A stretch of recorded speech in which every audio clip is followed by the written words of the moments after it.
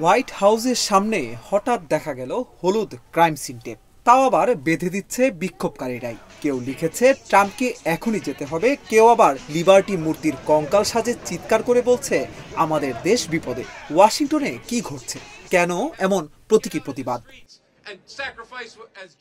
শনিবার Washington DC, শত শত মানুষ হোয়াইট হাউসের সামনে জড়ো হলেন একটি শান্তিপূর্ণ কিন্তু অত্যন্ত প্রতীকী বিক্ষোভে।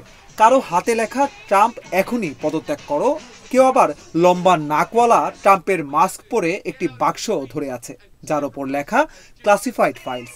এসবের মাধ্যমে বিক্ষোভকারীরা একটাই দাবি জানিয়েছে, ট্রাম্প সরকারের পতন।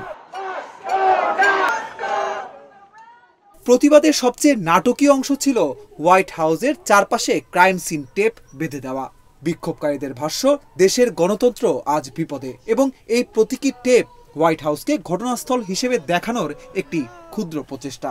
এটি ছিল তাদের শান্তিপূর্ণ প্রতিবাদের সবচেয়ে শক্তিশালী ভিজুয়াল মুহূর্ত। একজন বিক্ষোভকারী জিম কেডি বলেন, আমরা দেশপ্রেমিক আমেরিকান যারা বিশ্বাস করি ট্রাম্পকে এখনই যেতে হবে।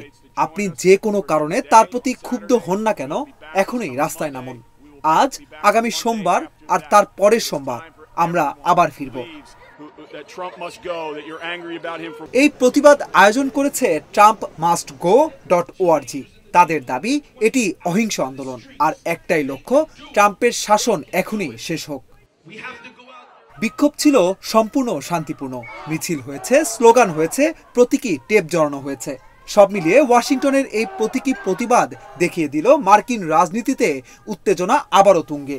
আর বিক্ষোভকারীরা পরিষ্কার জানিয়ে দিয়েছেন, ট্রাম্পকে না সরানো পর্যন্ত তাদের আন্দোলন থামবে না। অভিষেক তরফদার, অঞ্জন, ইন্ডিপেন্ডেন্ট ডিজিটাল।